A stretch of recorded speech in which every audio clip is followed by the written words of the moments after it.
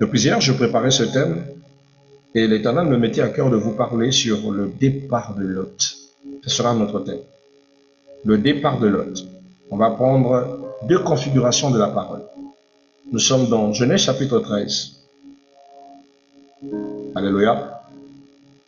Nous allons prendre Genèse chapitre 13, versets 5 à 13. Ça sera notre premier verset du jour.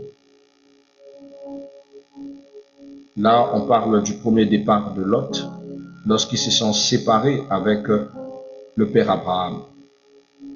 Je lis au nom du Seigneur. Lot qui voyageait avec Abraham avait aussi des brebis, des bœufs et des tentes. Et la contrée était insuffisante pour qu'ils demeurent ensemble, car leurs biens étaient si considérables qu'ils ne pouvaient demeurer ensemble. Il y eut querelle entre le berger des troupeaux d'Abraham et les bergers du troupeau de Lot.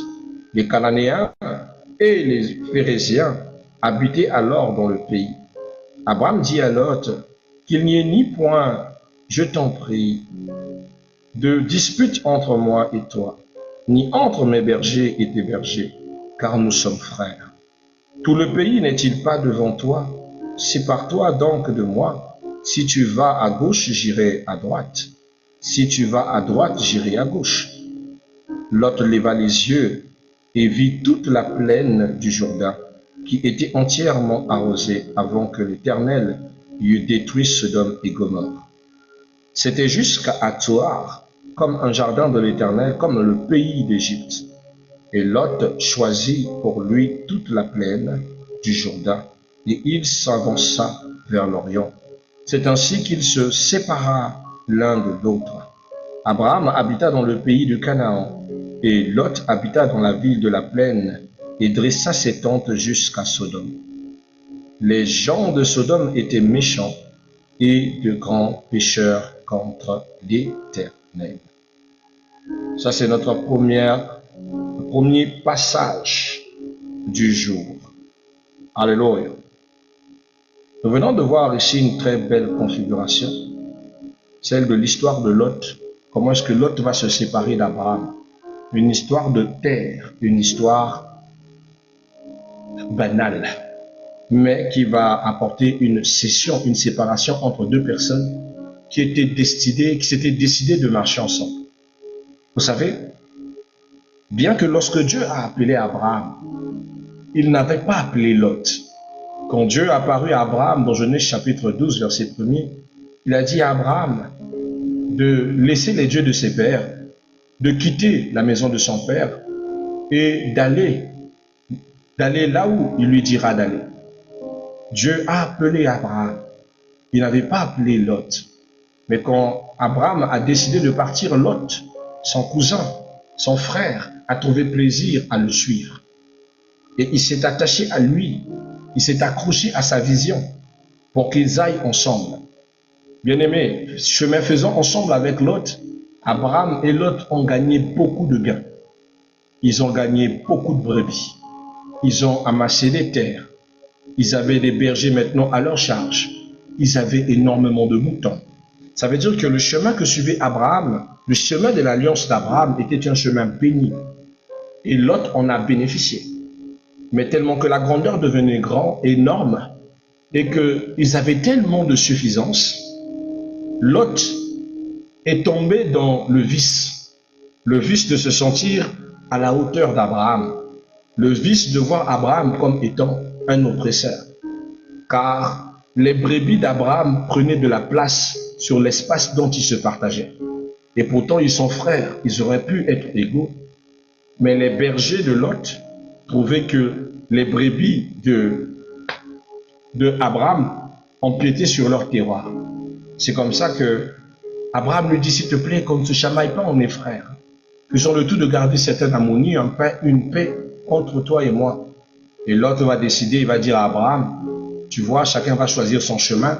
Si je vais à droite, tu vas à droite. Si je vais à gauche, j'irai à gauche. Mais chacun doit prendre son chemin pour que chacun puisse se développer tranquillement et aisément et qu'il n'y ait pas bruit. C'était juste parce que Lot ne supportait plus de vivre sous la lumière d'Abraham. Et Lot se sentait capable de vivre sans Abraham.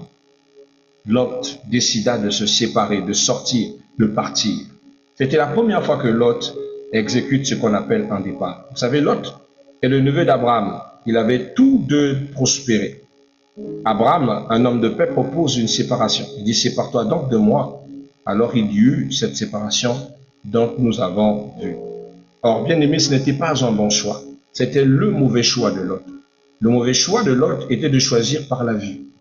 Lot leva les yeux et vit une plaine de Jourdain fertile, semblable au jardin de Dieu. Mais il ne discernait pas les détails cruciaux. Sodome était remplie de péchés. Il n'a pas vu que la vie qui était devant lui, la ville qui s'ensuivait de ces plaines de Jourdain, était une ville pécheresse, une ville qui marchait pas en connivence avec Dieu. C'est pas de la faute de Lot, c'est parce que Lot n'appartenait pas à l'appel de Dieu. Il n'appartenait pas à la mission de Dieu.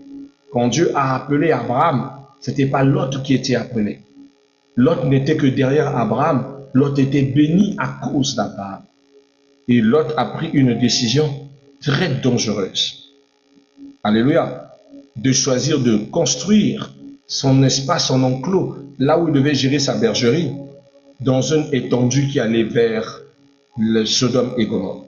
Et la Bible précise dans Genèse chapitre 13, verset 13, dit les gens de Sodome étaient méchants et des grands pécheurs. La leçon que nous devons comprendre, c'est quoi? Choisir uniquement selon l'apparence peut conduire à la destruction. Une autre chose que nous devons noter ce soir, c'est que ce qui attire n'est pas toujours bon et spirituel. Alléluia. Et une autre chose, avant de pouvoir prendre une décision, sois sûr que tu n'es pas alimenté sur une grâce ou sur une bénédiction. Bien aimé, il y a des gens qui vivent sur couverture. Tu peux avoir l'orgueil que tu veux, mais ce que tu as, c'est parce que tu es sous la couverture des gens. Par exemple, il y a des bénédictions que tu as parce que tu vis dans une maison. Parce que Dieu a fait une alliance avec cette maison. Si tu fais la tête dure de penser que cette alliance, cette maison-là, n'est pas l'influence de ta bénédiction, quitte cette maison. En quittant cette maison, tu vas remarquer beaucoup de choses qui te prouveront que c'était l'espace où tu te trouvais qui agissait en bénédiction pour toi. C'est comme ça que beaucoup de personnes ont quitté des endroits bénis pour entrer dans des endroits ténébreux. Abraham était celui qui marchait avec la promesse.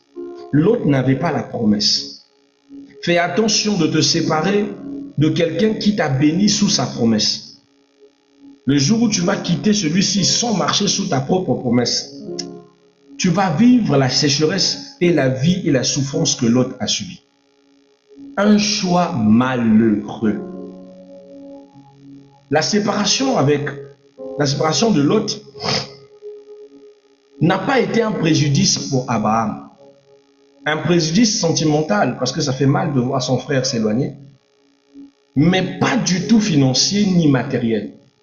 Tandis que l'autre séparé a tout perdu. Il va tout perdre. Il va vivre une perte massive. C'est comme ça, ça te ressemble aussi à toi qui fais souvent des choix où tu décidais, tu n'aimais pas un homme, tu n'aimais pas une femme, tu trouvais qu'elle n'était pas si gracieuse, pas si belle. Tu trouvais que cet homme n'était pas assez capable pour toi parce que tes amis se moquaient de lui, disaient qu'il n'est pas capable, il n'a pas l'argent, il ne pourra pas t'entretenir, patati patata. Mais depuis que tu l'aies quitté, que tu ne rencontres que des gens mauvais. Et que depuis que tu l'aies quitté, que lui, il ait rencontré la grâce de Dieu dans sa vie. Et qu'aujourd'hui, il est l'homme le plus capable que tu n'auras jamais dans ta vie. Pourquoi? Parce que tu as raté celui qui avait la promesse pour suivre ceux qui n'en ont pas. Je dis encore à quelqu'un, avant de quitter quelqu'un, avant de quitter un endroit, sois-en sûr que tu n'abandonnes pas quelqu'un ou un endroit qui est attaché à la promesse de Dieu. Parce que là où il y a la promesse de Dieu, c'est un endroit où cette personne, où cet espace sera toujours béni. Il y a des endroits qu'on ne quitte pas, il y a des personnes qu'on ne quitte pas. Il y a des églises qu'on ne quitte pas. Il y a des relations spirituelles qu'on ne coupe pas. Elles sont des clés prophétiques de ta vie. Si tu les coupes, tu nuis à ton existence. Je vous le dis, Lot a commis cet amalgame, a emmené une malchance considérable dans sa vie. Une malchance considérable. En petit 3, l'installation progressive dans le compromis. Lot ne s'est pas installé directement dans Sodome.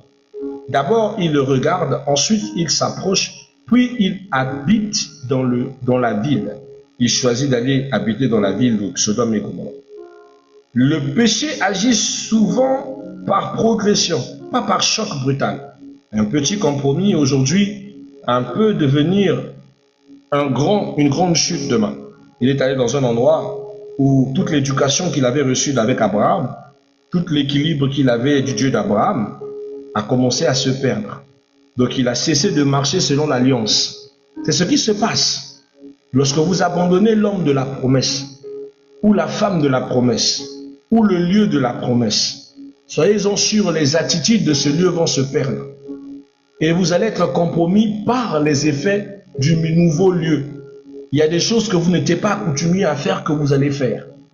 Et vous allez pécher, vous allez perdre votre grâce. C'est ce qui s'est passé avec Lot. Lorsqu'il a laissé Abraham et qu'il s'est livré lui-même à la ville de Sodome, ce que Lot ne pouvait pas faire, à cause d'avoir vécu sous Abraham et sous les principes du Dieu d'Abraham, il a commencé à le faire.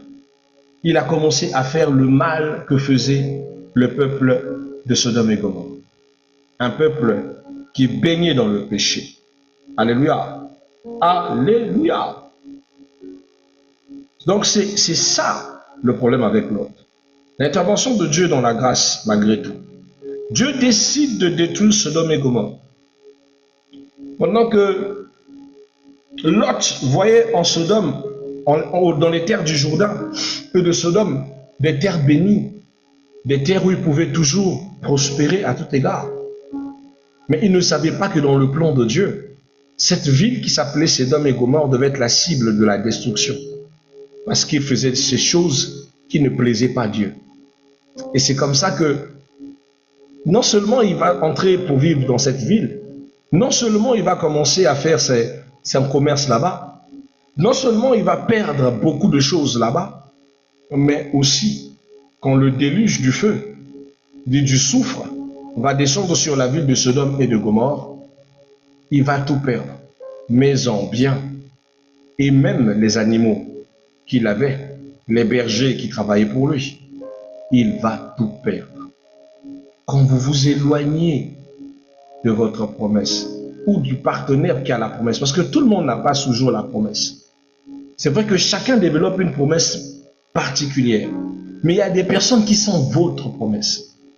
Si vous vous éloignez d'eux, c'est comme si on vous avait jeté un sort. Vous savez, il y a certaines personnes qui ont un certain orgueil. Je me souviens d'une sœur, je lui ai dit, ne quitte pas cet homme. Malgré ses souffrances, il t'a marié légalement. Elle m'a dit, jamais.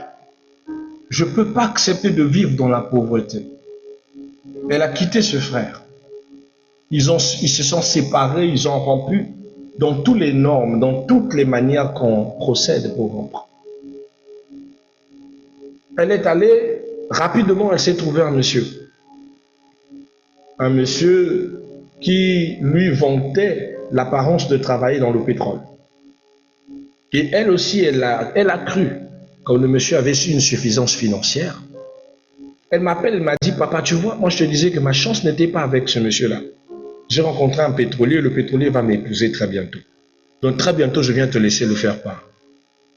Je lui ai dit, ma fille, je t'aime beaucoup, mais par la grâce de Dieu, par le respect que j'ai pour Yeshua, je n'irai pas à ce mariage. Je ne veux pas t'assister à ta destruction. Elle ne m'a plus répondu. 3 ans ont suffi. J'ai dit juste 3 années. 3 années, j'étais en train de marcher sur Potopoto. Quand on arrive sur le marché Potopoto, si vous êtes sur Mbaka, en diagonale de là où on vend les assiettes, les cassables, les trucs de... Voilà, les vrais qui connaissent le marché de Potopoto savent. Et j'arrive là, je regarde du côté des assiettes, je me suis dit, bon, je vais acheter quelques petites rayures. Moi, j'aime bien les tasses, j'aime bien les... Voilà, j'aime bien les trucs complètes, là. Vraiment, j'ai hérité ça de ma mère. Elle aimait toujours les cassables, les tasses, les trucs en table. Vraiment, les sous-assiettes magnifiques. J'ai toujours aimé ça. Je suis allé et je regarde la dame qui vend, je ne l'ai pas reconnue. Et j'ai dit à la dame, madame, est-ce que vous pouvez me... Après, regarde, je dis, hé, papa, tu m'as pas reconnu. Je dis, quoi? Qui ça? Eh, mais papa, c'est un tel. Oh, mais c'est toi. Mais tu es devenu comme ça. Qu'est-ce qui s'est passé? Mais tu es méconnaissable, tu as sombri, tu as maigri, tu as fané, tu... Il dit, ah, papa, si j'avais écouté tes conseils, j'ai vécu le malheur. Cet homme était un menteur. Cet homme a menti sur ce qu'il faisait. Il m'a dit qu'il était dans le pétrole, or qu'il était dans l'arnaque. Il n'a jamais travaillé dans le pétrole. Papa, il m'a épousé. Papa, voici ce que j'ai vécu.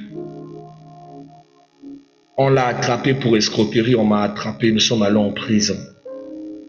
J'ai fait 6 mois en prison par innocence. Mais le temps qu'on me sépare, ils avaient saisi déjà tous les biens qu'on possédait. Ils ont pris même et mes biens et mon argent qui a servi d'acompte pour rembourser aux gens qu'il avait escroqués. C'était un menteur, un usurpateur. Papa, j'ai tout perdu. Là où tu me vois, là, j'ai repris, je vends maintenant ici. Je lui ai dit, mais tu vois ce que je t'avais dit? Elle me dit, papa, comme si ça ne suffisait pas, j'ai pensé à ton fils là. Et quand je suis retourné vers lui, il n'était plus au pays. Finalement, il avait trouvé un travail au niveau de l'ambassade. Et actuellement, il est diplomate.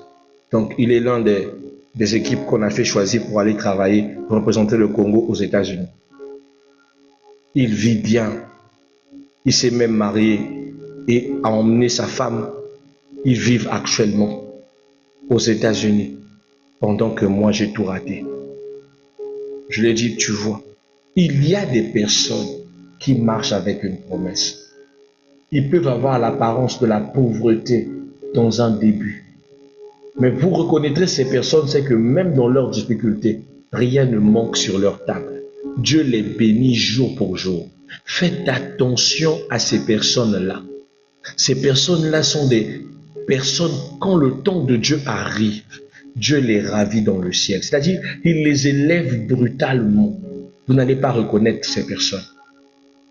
Il les élève tellement brutalement que toi-même tu te dis, ah, c'est de là-bas que Dieu peut prendre quelqu'un.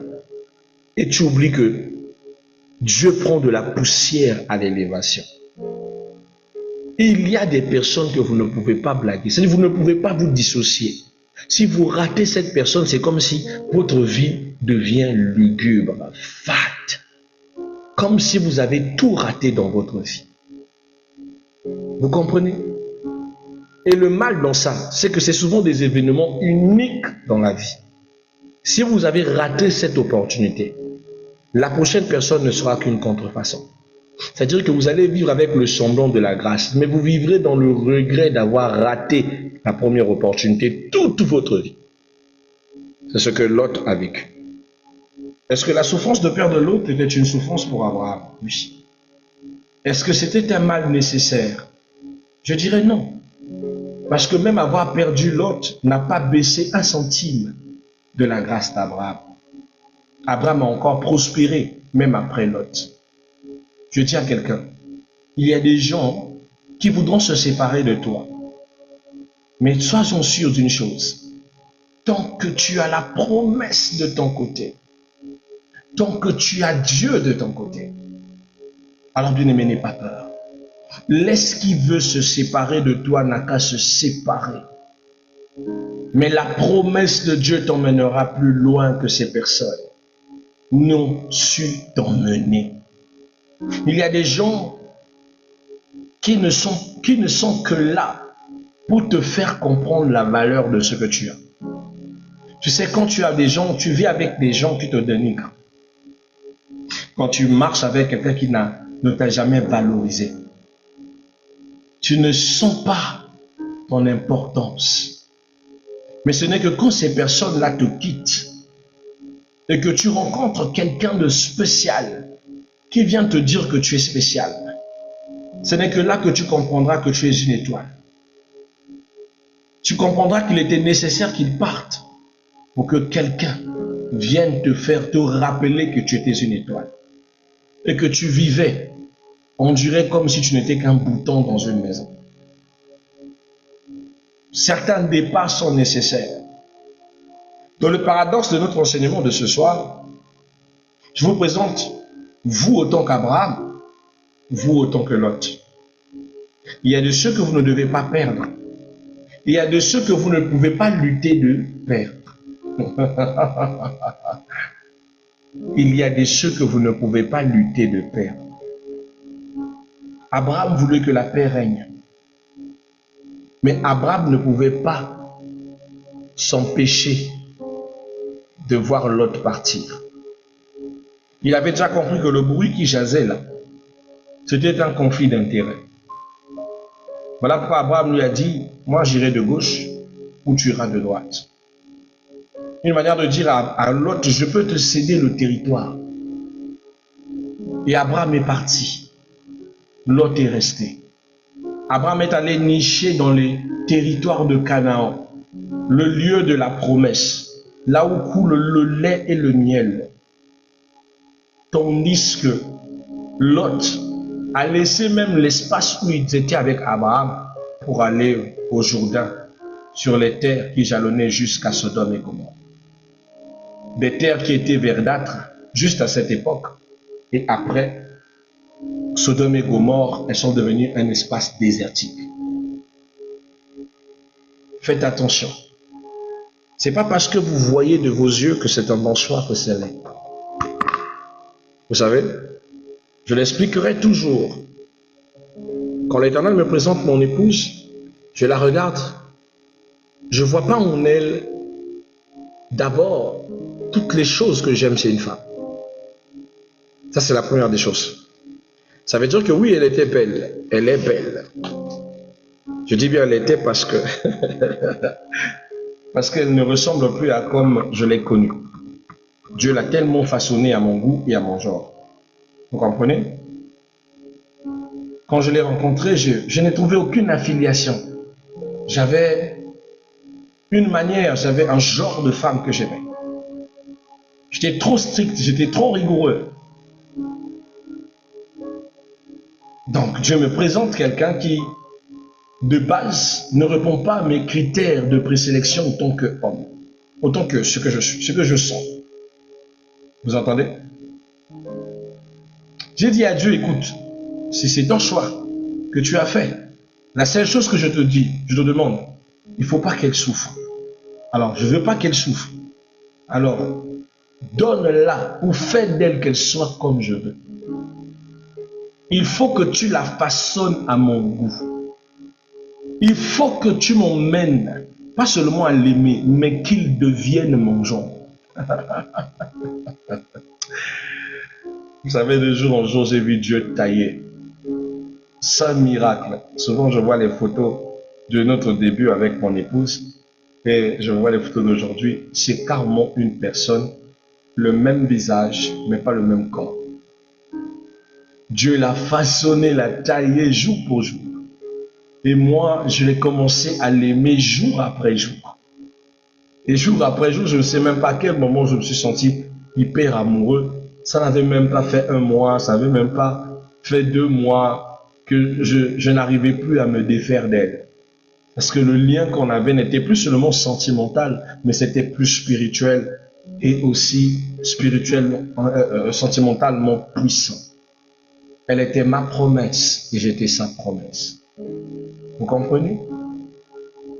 Quand Dieu l'a présentée, elle n'était pas riche. Elle n'est pas riche. Pendant que dans tout mon parcours de jeunesse, je n'avais jamais rencontré une fille pauvre. Toutes les filles que je rencontrais avaient soit un travail merveilleux, une position posée, venaient d'une famille assez aisée. J'ai toujours eu, je ne sais pas si c'est une grâce ou c'est une malchance, c'est comme ça. Je me fais draguer tous les jours par des femmes qui sont véhiculées par des véhicules que aucun homme ne peut acheter. Non, je répète, je me fais draguer tous les jours par des femmes qui ont des véhicules que aucun homme n'a pu acheter. J'ai vu ces véhicules sur aucun bras d'homme. C'est des véhicules de qualité très chère. Donc des femmes capables. J'ai toujours eu ça. J'ai jamais compris ça depuis que je suis petit. C'est comme ça. J'ai toujours attiré des femmes qui ont de l'argent. Je n'avais pas une copine qui n'a rien, qui soit incapable de me soutenir financièrement à une certaine hauteur. Mais tous avaient des intérêts. Mais Dieu me donne quelqu'un qui se débrouille. Il me donne une femme battante qui sait chercher son argent. Une femme institutrice qui a passé son temps à éduquer et à enseigner des élèves au préscolaire. Je dis, Seigneur, j'ai confiance dans ton choix et je te suis. Je l'ai suivi. C'était ma promesse et je suis sa promesse. Mais elle m'a donné ce que aucune de ces femmes, avec tout leur argent et leur fortune, n'ont pu me donner. Elle m'a accordé ce que aucune de ces femmes que j'ai rencontrées ne pouvait m'accorder. J'ai vu des gens avec leur argent, mais avec un cœur sombre. Et quand même ils donnaient, ils avaient un intérêt derrière. Je les ai donner sans attendre un retour. Supporter avec moi la souffrance les souffrances du ministère, l'humiliation. Souffrir avec moi sur l'évangélisation sous la pluie. Pendant que ces gens de prestige ne pouvaient même pas prier avec moi. Ne pouvaient pas épouser ma vision. Trouver rétrograde le fait que, avec toute l'intelligence que j'ai, que je sois pasteur. Là où le plan de Dieu se situe, c'est là où tes visions, tes rêves et ce que tu dois être seront soutenus. Accepte que l'autre parte. Ne le retiens pas. Il va t'empêcher de rencontrer de bonnes personnes. Deux fois, accepte que quelqu'un te dise, écoute, on a trop vécu ensemble, mais maintenant il faut que tu quittes chez moi. Ça fait mal. Mais dis-toi que c'est nécessaire pour que demain soit meilleur. Accepte qu'on te chasse pour que tu ailles te retrouver ailleurs. Souvent, ce sont des signes qui te disent que si tu restes là, tu vas mourir. Mais nous, on voit toujours que non, on veut trop consolider, on veut tout arranger, on veut que tout se passe bien, on veut... Non, un moment, apprenez à lâcher prise et dire à Dieu, fais ce que tu veux.